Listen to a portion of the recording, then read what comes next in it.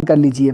तो दोस्तों सबसे पहले बात करते हैं शब्द और पद में कि शब्द क्या होता है और पद क्या होता है, दोनों को पहले एक बार जान लेते हैं। तो शब्द का मतलब होता है एक से अधिक वर्णों के मेल के से बने सार्थक वर्ण समूह को शब्द कहते हैं। अलग अलग वर्ण को अगर हम लोग जोड़ करके एक समूह बनाते हैं, एक ग्रुप बनाते हैं और उससे कोई मीनिंग निकलता है, उसे हम लोग शब्द कहते हैं। जैसे सोहन, सोहन को लिखने के लिए हम लोग लिखते कैसे हैं, पहले सो था, उसमें ह जोड़े, उसमें न जोड़े, यानी अलग अलग वर्ण के जोड़े, उसके बाद हम लोग वर्ण का समूह बना, उससे हमको एक शब्द मिला जिसका कोई मीनिंग निकलता हो। बिना मीनिंग को हम लोग शब्द नहीं कहते हैं।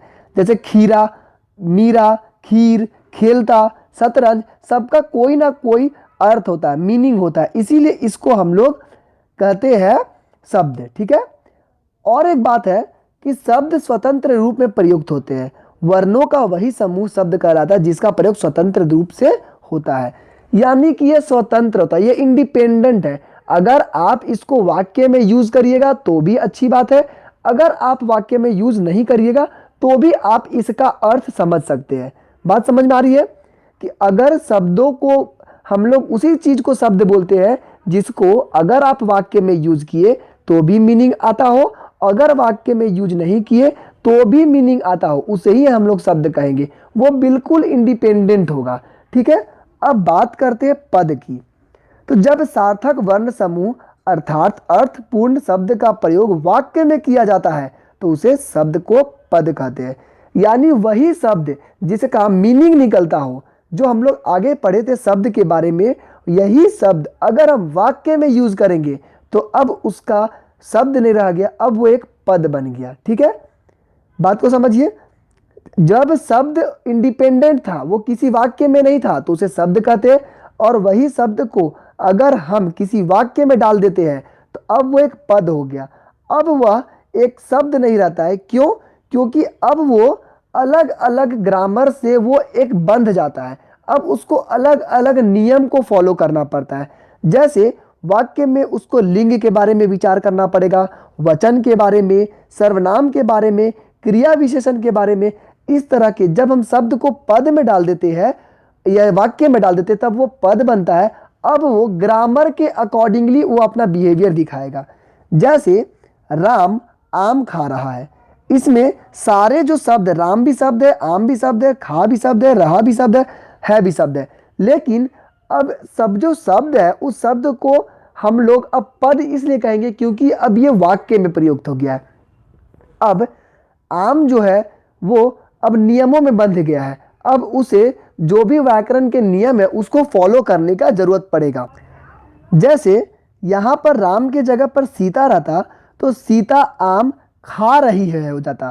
तो ये क्या हो गया, अब ये नियमों में बंध गया है, अब को इसको ग्रामर के अकॉर्डिंगली काम करना है। तो सरल शब्दों में समझ गए, शब्द इंडिपेंडेंट होता है, वो आपका किसी नियमों में नहीं बंधा पड़ता है, बस उसका अर्थ निकलना चाहिए। और जो आपका पद होता है वो शब्दों को अगर हम वाक्य में डाल देते हैं तो वो पद हो जाता है, अब वो व्याकरण के नियमों में बंध जाता है। ठीक है। अब बात करते हैं शब्द पद बनता कब है। तो जब कोई सार्थक शब्द वाक्य में प्रयुक्त होता है तब उसे पद कहते हैं, ये तो समझ में आ गया था। अब इसका प्रयोग वाक्य में तो होता है तो इसका रूप भी बदल जाता है, इसीलिए इसको पद कहा जाता है। जैसे अब हम इसमें बात किए थे राम आम खा रहा है, तो इसमें राम आम खा रहा है ये सब पद है। किस लिए पद है? क्योंकि वाक्य के अकॉर्डिंगली इसको चेंजेस भी होना है, इसीलिए इसको पद कहते हैं। ठीक है। अब बात करते हैं शब्द व पद में कुछ बेसिक डिफरेंसेस क्या क्या अंतर है। तो शब्द जो होता है वो वर्णों की स्वतंत्र एवं सार्थक इकाई है, यानी इंडिपेंडेंट, अलग अलग वर्ण को जोड़ करके एक शब्द बनाते हैं जिसका मीनिंग निकलना चाहिए। पद वाक्य में प्रयुक्त होने वाला शब्द है। ठीक है। अब आते हैं शब्द का मात्र अर्थ परिचय होता है। शब्द का जो अर्थ होता है उसका वो उस शब्द का मीनिंग क्या है बस वही बताता है, उसे हम शब्द कहते हैं। और पद का व्याकरणिक परिचय होता है। किसी भी पद को अगर यूज करते हैं तो उसे हमको व्याकरण के आधार पर उसे बताना होता है कि वो लड़का है, वो लड़की है, वो किस तरह के व्याकरण में वो बिलोंग करता है। ठीक है। अब आते हैं शब्द सार्थक और निरर्थक दोनों होते हैं। शब्द दो तरह के होते हैं, एक तो सार्थक, एक निरर्थक। लेकिन हम लोगों को हमेशा सार्थक शब्दों में ही कंसंट्रेट करना होता है, क्योंकि निरर्थक शब्दों को हम लोगों के यूज में आएंगे ही नहीं। अब लोटपा ऐसे कुछ वर्ड आ गया, अब उसका कोई मीनिंग नहीं होता है, तो उसे हम लोग शब्द नहीं कहते हैं, वो एक निरर्थक हो गया। ठीक है, अब आते हैं पद वाक्य में अर्थ का संकेत करता है। जब वही शब्द को हम लोग वाक्य में डालते हैं और पद बन जाता है, तो वो एक अर्थ को संकेत करने लगता है। शब्द का लिंग, वचन, कारक आदि क्रिया से कोई संबंध नहीं होता है। बताए थे आप, ये इंडिपेंडेंट होता है, और इसमें पद का लिंग, वचन, कारक तथा क्रिया से संबंध होता है। इसको उसी के अकॉर्डिंगली चेंज होना पड़ता है।